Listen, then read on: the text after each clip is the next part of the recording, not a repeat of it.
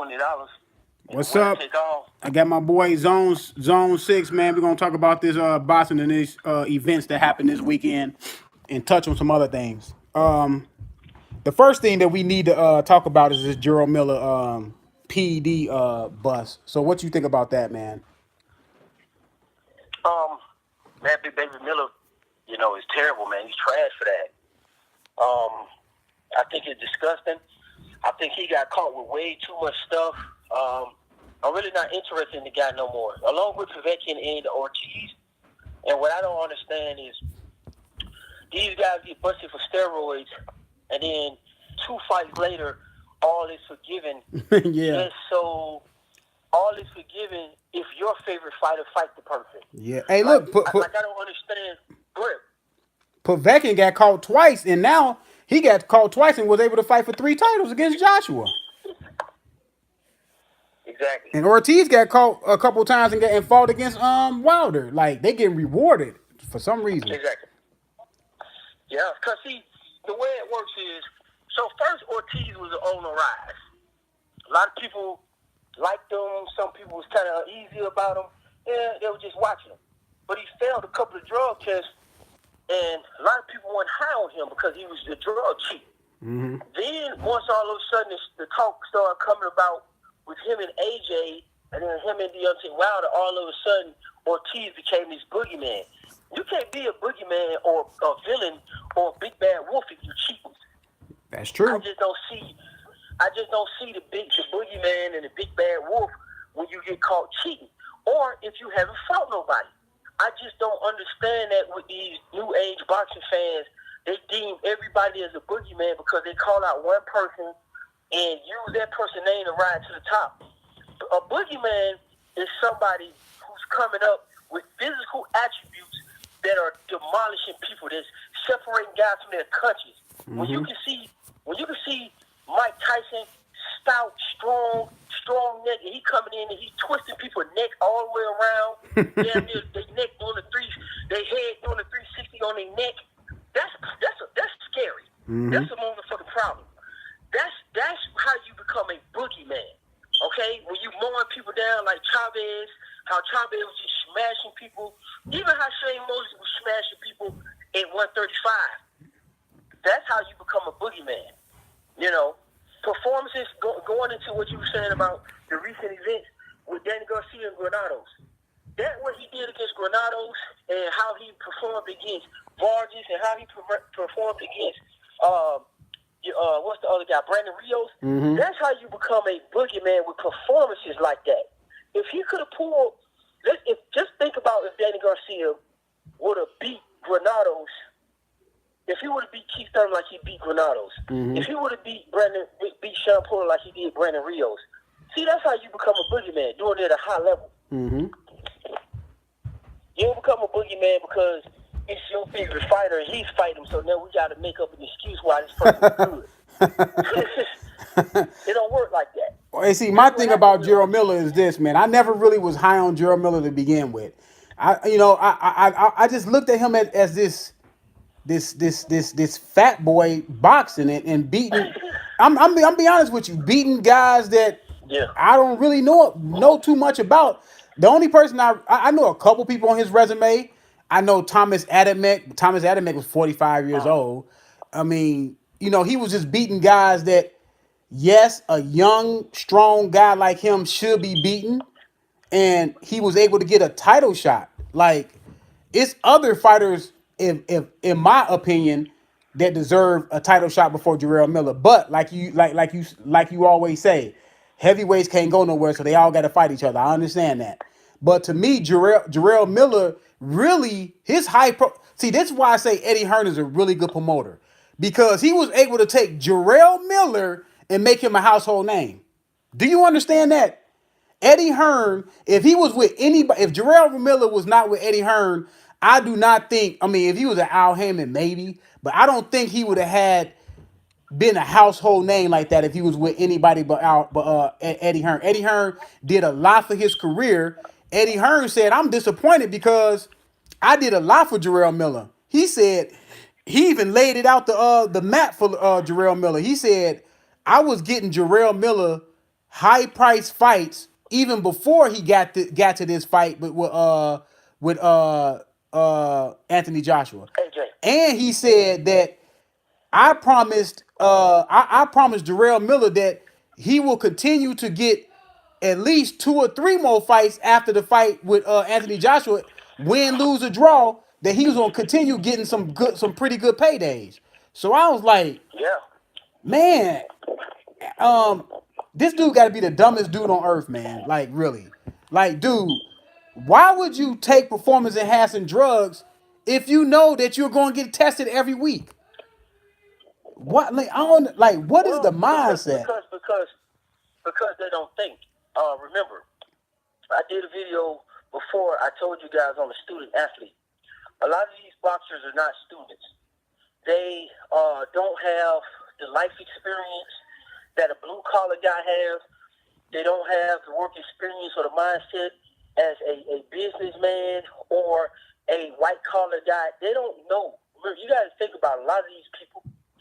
When you get privileged early like that, the only thing you have to do is daddy taking you around, traveling, boxing, and working and doing all the grind for you. And you come up and you come straight out of high school, if you even finish high school, because most of them don't, and you go to the Olympics, try out for the Olympics, and you get a name for yourself about 18, 17, 16 years old, you get signed with a promotional company, a boxing promotional company. You rich at that point. Only thing you got to do is not bust. I mean, you can get some wins later and still have a good career, but them original first few fights, you know, you get them some hype, and you made it. You pretty much gonna get some big paydays. So these guys are spoiled brats.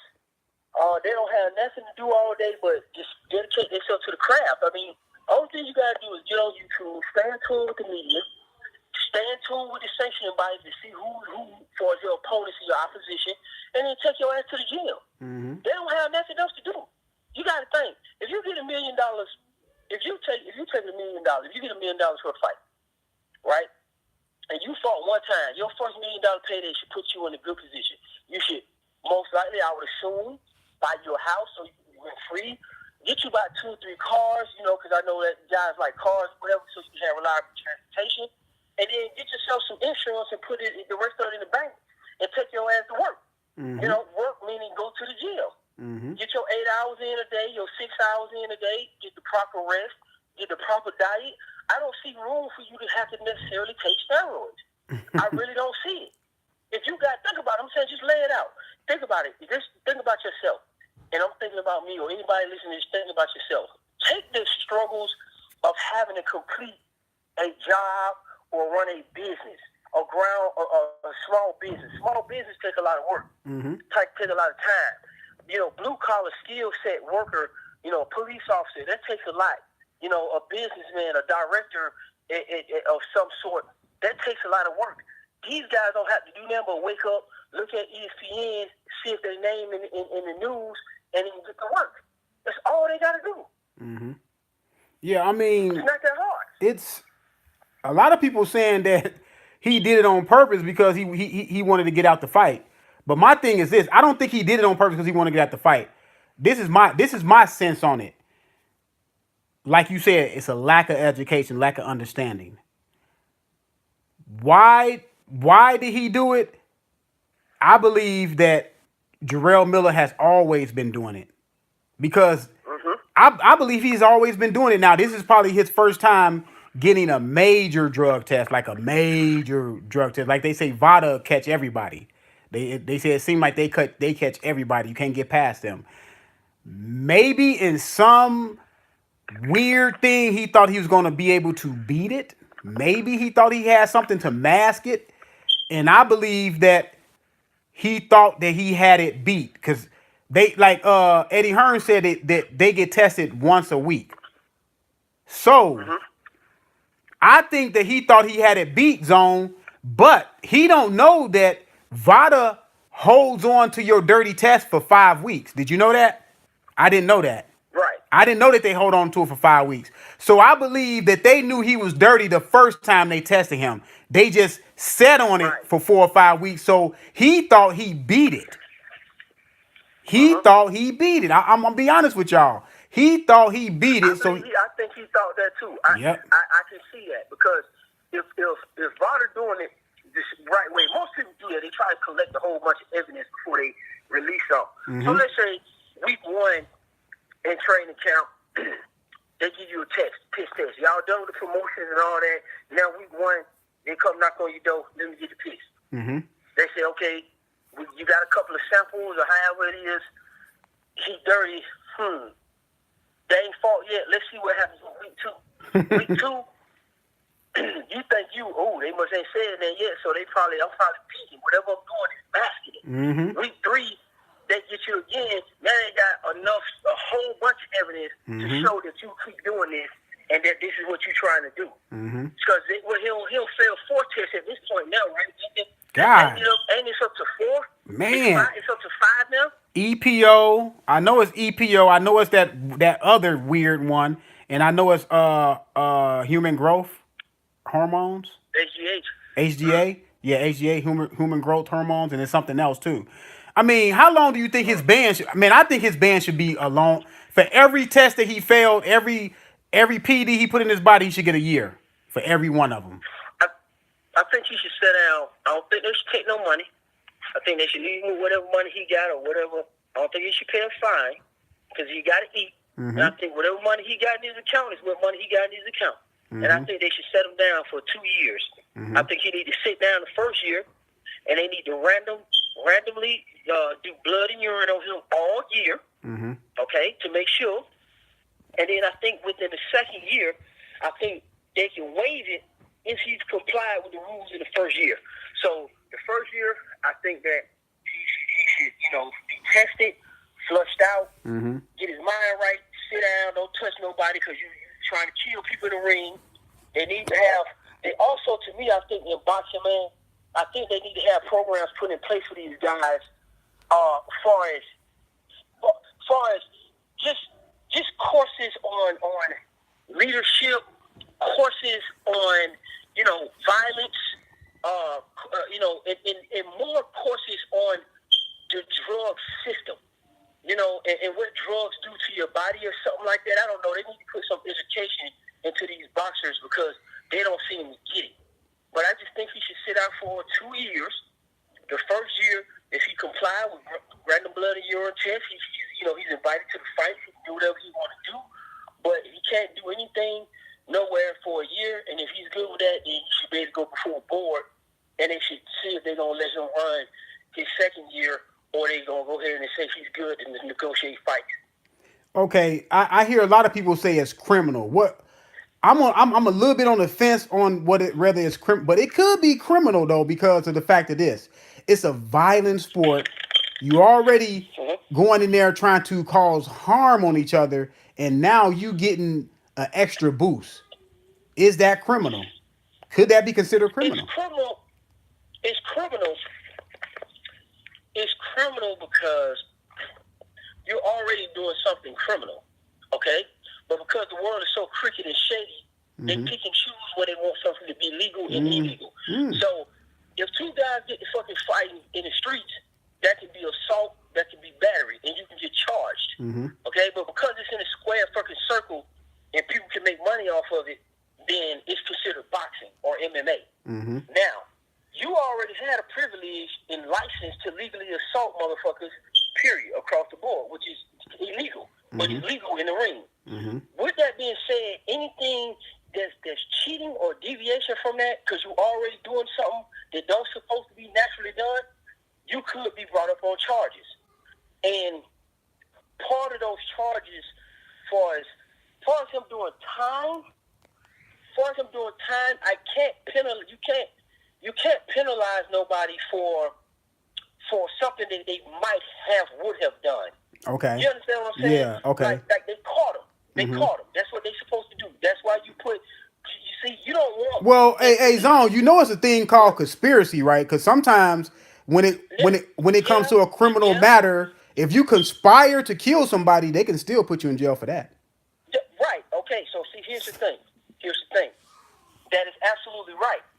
But the difference is that there is a program in place to catch people who are doing drugs. Okay. You understand what I'm saying? Mm-hmm. This is a drug cheating situation. Mm-hmm. It's only kind of criminal because they're already doing something criminal already. That's why people tell about this might be criminal. See, it wouldn't be criminal in baseball. Mm-hmm. It wouldn't be criminal in basketball because it's not assault. Mm-hmm. See, the reason they're making it criminal in boxing because you don't know it's supposed to be boxing anyway. Really, technically, the shit is illegal. Mm-hmm. It'd be assaulting motherfucker. It don't matter if they agree or not. Technically, you shouldn't be assaulting anybody, but it's a sport that we all agree to do. Mm-hmm. So I don't think him taking PEDs and being found out should be having this man locked up. I just say he needs to be suspended for 2 years. Like Okay. Put it this way, Zone. Put it this way. Can you leap so far as saying you can just ban them? To a little space where he would have got in that ring and he would have put damages on AJ. Now we have criminal charges. Okay. Because you went outside of the ramifications and the rules of the agreed upon match, like assault. We know boxing is legalized assault and battery. Mm-hmm. Okay? So for you to take steroids, it's overkill. For you to take juice, it's overkill because you can get in here and you can cause this man damages. See, so basically what I'm saying is if you get caught in the ring, I think it should be assault with a deadly weapon. Mm-hmm. The reason I'm saying it's assault with a deadly weapon because you're already a trained boxer and you're weaponizing your body through weaponizing your body through chemicals. They used to do that sometimes in the military. They used to give guys, drugs out in the field or whatever so they can be these super soldiers. Mm-hmm. It's like a weapon. They give them more juice in their body. Mm-hmm. So what I'm saying with Big Baby Miller or any boxer, if you put chemicals in your body that's going to turn you into a weapon, okay, regardless of how people look at it, then that's going to be assault with a deadly weapon. Mm-hmm. Okay, so that's what I think. Let's move on to the Crawford fight. What do you think about the fight? What was your impressions about the fight? Well, I think Crawford beat the shit out of him. The everlasting shit out of him. No excuses, nowhere around it. Mm-hmm. Khan has ruined his image for me, and I'm no longer interested in him being in a fight with any of the top 6 guys that welterweight. In my top 6 is the 4 champions, mm-hmm. plus Danny Garcia, plus Pacquiao. Mm-hmm. So if you don't know, it's Keith Thurman, Sean Porter, Errol Spence, Crawford himself, Danny Garcia, and Manny Pacquiao. I don't want to see not one more goddamn fight from any one of them 6 guys unless it's with any one of them other 6 guys. 6 guys, I'm tired of seeing Ugas. He's a gatekeeper, and I think he's the 7th best probably out of them 6. I think he's next up. But I'm tired of seeing Josito Lopez. Oh, yeah. I'm tired of seeing Granados. I'm tired of seeing Broner. I'm tired of seeing Khan. I'm tired of hearing from Brook. I don't want to hear from Victor Ortiz. I don't want to hear from Glenn Alexander anymore and Andre Berto. I want them guys to try to consolidate each other. Number one contender. Consolidate a true number one contender. I want to see Ugas clean up them guys down now. I want to see him clean up. I want to see Ugas versus Collazo. I want to see Ugas versus Berto. I want to see Ugas and Josito Lopez and Granados fight it out and earn their number one contender spot versus just keep given these breaks, mm-hmm. to stall out more fights. Like, I'm tired of seeing them putting Berto in our face so that we can't see the Sean Porter versus Errol Spence. I'm sick of that. Those guys, because I'm not going to support no other fight. I gave them this year. Everybody got their tune-up. Keith got his tune-up because he was injured. Mm-hmm. Errol Spence got his little tune-up from a lightweight to establish himself as a pay-per-view. Mm-hmm. Crawford, the same thing with no chin Amir Khan. Mm-hmm. Okay? Ugas with Porter is done. And Adrian Broner with Pacquiao. We're done. Okay? Enough is a fucking enough. That's a great that's a great point though. That's a great see the only thing that Khan was holding on to was we always say he never got outboxed for 12 rounds, right? So that was his last little string that Khan was holding on to, and the fact that he didn't lose at welterweight yet. And Yeah. When that's why I wanted Crawford to outbox him then, because Crawford did just that. He outboxed him and then he beat the hell out of him. He did. Listen, this is when I knew it was over in the first round. When Crawford was tattooing Khan and he was way faster than Khan, because people gotta realize Khan is fast, but Crawford is fast too. And Crawford got long arms. People gotta look at that. He got some long arms. So when Crawford put that footwork on him and got on the side of him, Khan, and popped him in his jaw, and he dropped him, I said, yeah, he's too fast for Khan. He's got too many boxing skills. He just showed me that Khan had no shot on no level. On no level. And when he hit him, and he said on the hip or whatever, Khan was looking for a way out. I believe he was looking for a way out too. He blamed it on Virgin Hunter. Hunter don't want to throw him on the bus and saying it was Khan, but they kind of leaking it out. Khan is done. I don't want to see anything else from him unless he's fighting those guys and working his way back into a title fight. I don't want to see anything from none of them guys. Broner, Granados, Berto. I don't want to see the shit.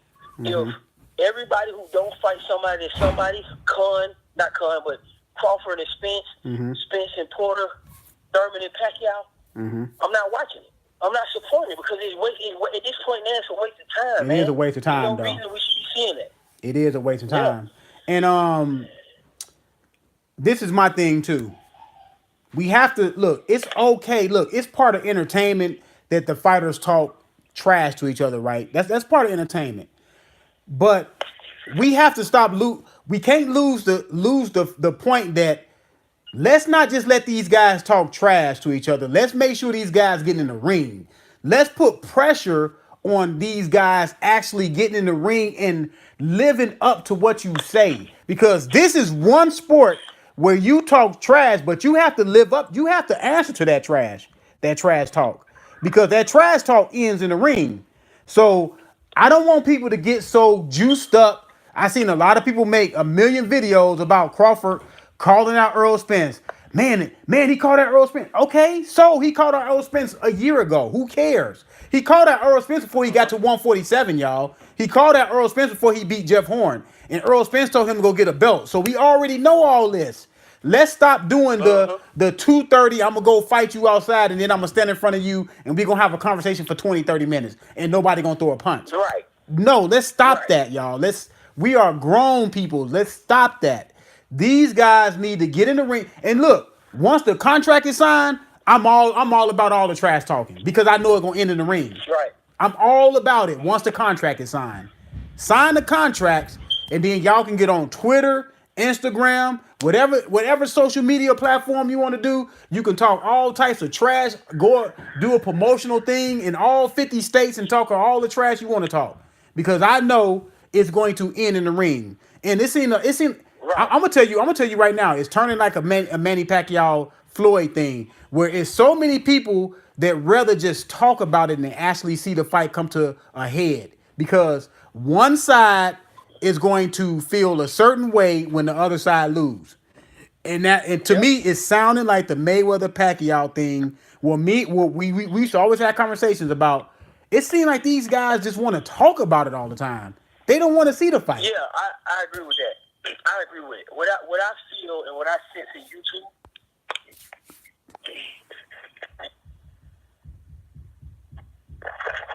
Hey, I got Boxinolgist. Hey, hold on. Hey, Zone, hold on. I want to, because you know what? I was waiting for somebody in the comment section said, it's not up, this guy named Dave Stiller said, it's not up to Bob Arum and PBC have to make the fight, and there's no signs that Now look. You sound a little choppy. Yeah. Or that might, it's a little choppy now. Can you? You there? Yeah, I'm here, bro. What's up, man? Can you hear me? What's going on? Can you hear me good? Yeah, I'm praying to somebody. Yeah. No, I was saying, now, you know the PBC fighters, they all say, and I'm not lying on them, they all say that they're their own men, right? That they don't have no contract with Showtime, Fox, or the PBC. They don't have no contract with Al Heyman. This is what they say, right? This is what they say. So if Errol Spence doesn't have a contract with Showtime or PBC or Fox, he can go fight on any platform he want to fight on. Now we understand and we know that Crawford has a contract with ESPN. He has a 6-fight contract with ESPN. We all know that. So that may be a little bit choppy of him going to Showtime, making and fighting on Showtime platform. But Errol Spence has no contract with anybody. That means he can go to ESPN. ESPN pay him enough money. He can go over there and fight Crawford on ESPN. Now he states that he don't want to fight on ESPN. I don't know what's wrong. Tell me what's wrong with fighting on ESPN. Y'all. Tell me what's wrong with fighting on ESPN. Is it something wrong with ESPN? I don't think nothing wrong with fighting on ESPN. I think they should really fight. I don't see what would be the holdup at this point. Like I said, those 6 guys are done. I don't want to see anything outside of Pacquiao fighting Garcia, Pacquiao fighting Spence, Spence fighting Thurman, Crawford fight. I don't want to see no more. I'm going to say it one more time. I don't want to see none of these other guys fight Berto, Ugas. They've cleared out all the mandatories. They beat everybody the fuck up. Mm-hmm. They all had their tune-up fights for the year. It's time for them motherfuckers all to fight each other. That's it. I don't care about the network or what excuse they got. They duck it. Mm-hmm. If they don't fight now at this point, I don't want to see them fight nobody else. None of them. That makes a ton of sense. It's not only that. See, I see it at 147. Look your phone, bro. Huh?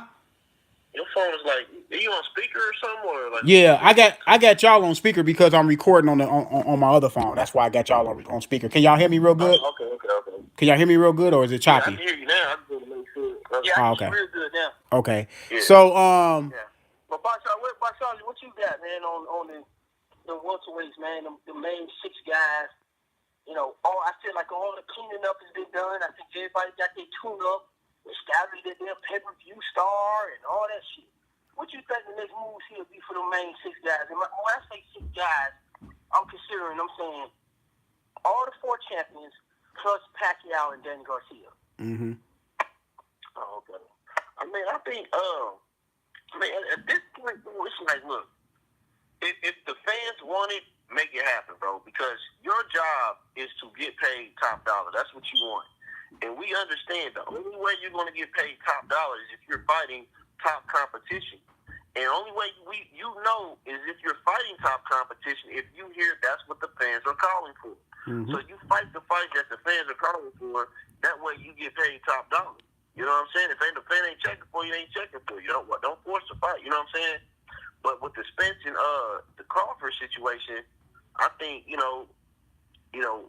the ball's in Heyman's court, bro. If he want to really fight him, man, he needs to make that fight happen, like ASAP. And it shouldn't be no waiting. It shouldn't be, if both parties are willing, they need to be banging. Hey, what y'all think about this? What y'all think about this scenario? If Errol Spence agreed to fight on ESPN, the fight should be in Dallas then. What y'all think about that? I think that's a good concession. I think that is. I think that'll be a good one for both of them. I think Nebraska is close enough to Texas.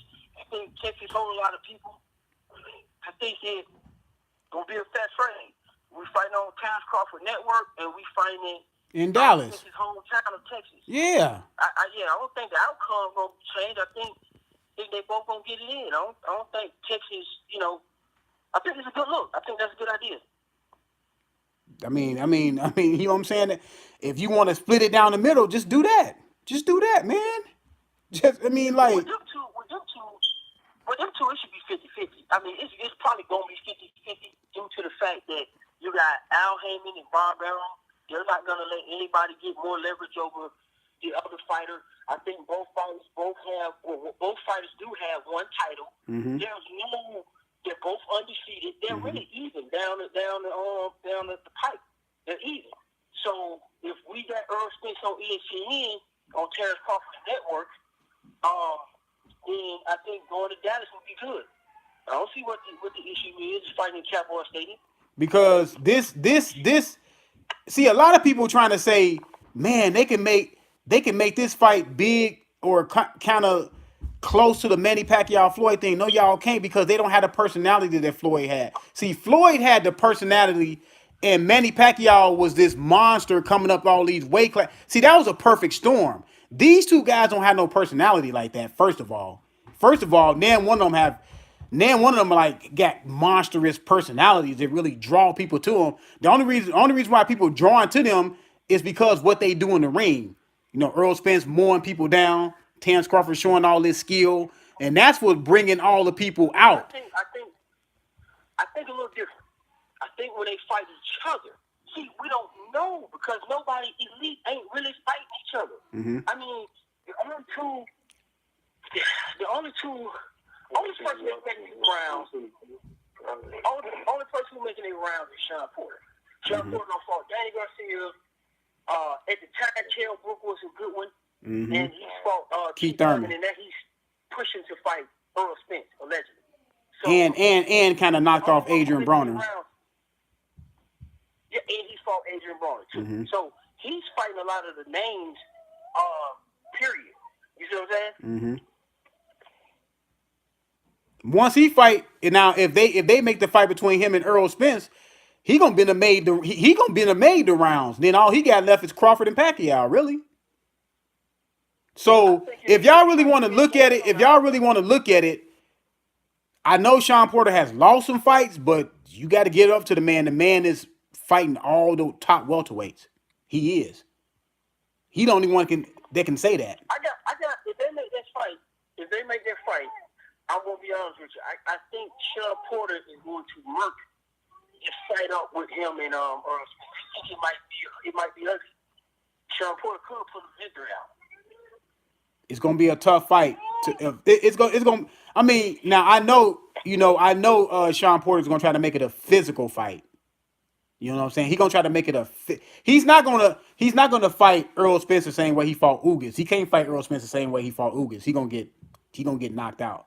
He gonna have to fight in Earl Spence's chest. And we all know that's really what Sean Porter want to do. Sean Porter really want to put his head down, hit you in the back, hit you in the neck, hit you on the hips. We all know that what he want to do, really. You know what I'm saying? So he's going to turn back into the person that fought Berto and how he was fighting against Keith Thurman. Because y'all remember Keith Thurman said, man, my back was all bruised up, my hip was hurting. Because Sean Porter going to hit you all over the place. That's what he does. Don't forget that with that fight, I feel like a head clash is going to happen. I feel like it's a southpaw against an orthodox fighter, and an orthodox fighter is extremely sharpy.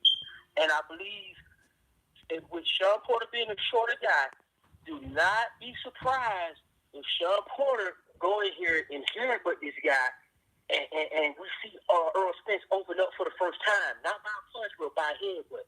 I think Sean Porter is going to go ahead and pull out the upset. I think he's going to win by an ugly, controversial split decision. Or if they give it to Earl, then it's still going to be controversial. I think Earl gonna pull out a tough fight. I think he's gonna pull it out. I think he's gonna pull out a tough fight. But it's gonna be a tough fight. I think it's gonna be a tough fight, but I think he pulls it out. I think the reason why I say I think he's gonna pull it out, he's gonna have the more eye-popping landed punches in the fight. And enough for him to pull it out, to edge out the fight. I believe he's gonna do that. Because that's one thing Sean Porter gives up those clean punches for some reason. Adrian Granados was able to knock his head back. So see what I'm saying? So I think Earl Spence is gonna hit him with the more. I don't think Sean Porter is gonna be able to hit him with a lot of clean shots, especially up top. If Sean Porter beats him, Sean Porter is gonna have to put him down to the canvas on some body shots. I think. Or like you said, headbutt him and get him out of his game. I think Sean Porter gonna pull it out, man. I think Sean Porter gonna pull that fight out. If they make that, I think Sean Porter gonna pull it out. What you think about that, Boxinolgist? We know Earl Spence is your dude.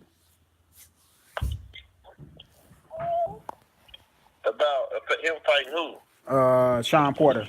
That's supposed to be the next fight. He stopped Sean Porter. If Sean Porter come, if he come, like, on that smothering shit, he stops him. You think he stop him if he come with that smothering stuff? See, I think if Sean, because I think what end up happening is he'll mess around and stop Sean Porter late if Sean Porter run out of gas. And I don't even think Sean Porter will run out of gas based off of endurance alone. I just think that, his high work rate and body shots would drain his tank. You know what I mean? And I think if that happened with Spence, that's the wrong motherfucker for that to happen with. And I think, by that happening, he'll mess around and get stopped because. Do you think Sean Porter can push him, mentally?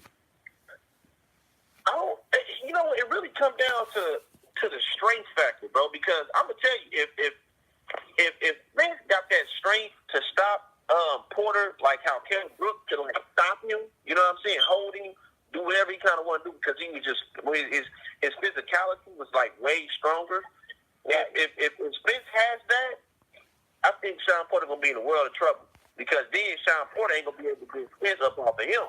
You know what I'm saying? Mm-hmm. And but if he matches him with just man, strength, physicality strength, I think it will, the factor will play into what I originally said. You know what I'm saying? Him overexerting himself and gaining that fatigue while taking body shots. You know what I'm saying? And I think he'll run out of gas because he just he kind of poked the hole in the tank while he's emptying the tank at the same time. You understand what I'm saying? Mm-hmm. Right. So, I saw Porter run out of gas, though, man. Naturally, yeah, that's what I'm saying. Naturally, I don't think he would run out of gas, but naturally, with body shots from Errol Spence, who I think is the best body shot puncher in the welterweight division, I think he would run out of gas. No, I got you. I know what you're saying. You're saying, yeah, like him and his normal course of action. You're saying based on what Errol Spence does well with it, but I don't know. I just think Sean Porter gonna make it murky and ugly, and like I said, I think we're gonna sit here, and probably open up. I think what's gonna be opened up, man, by some slop. And I think Porter go. Go piss off, boy. I know. I think he gonna pull the victory. I got Sean Porter over Errol Spence, man. Hey, I'm gonna tell y'all. I think Kenny. Controversial decision. I think Kenny Porter know his son can't beat Errol Spence off a skillful fight, but I think Kenny believes that his son is tougher than Errol Spence. I believe he thinks that, and I believe they're gonna go into the fight with a tough man game plan, which put your head in his chest from round one, and we're gonna test him mentally. I'm telling y'all, I think that's gonna be the game plan. I lost fight for Errol Spence, like I suspected, when he could not destroy this kid Garcia. Now, let me tell you something. Garcia is a durable little fighter. He got a good chin. He's been put down before by lesser fighters or less powerful fighters. Sean Porter is fucking durable as hell, and he's a welterweight. Hey, y'all, thanks for coming through, man. I'm gonna close this out. Hey, thanks, Tyrone H. Thanks, David Stiller. Hey, thank y'all for coming through, man. Hey, we gonna also have these videos to where we gonna have y'all come on, man. We gonna interact with the people in the comment section. Let y'all come on and speak y'all boxing piece, man. Hey, this is my new podcast, man. I'm talking about everything. I talk about tonight. I'm talking about boxing. I may be talking about basketball or football one day, or talk about other things that I want to talk about. Just let me know. Leave comments in the comment section, man. What y'all want me to talk about? If y'all have any hot topics.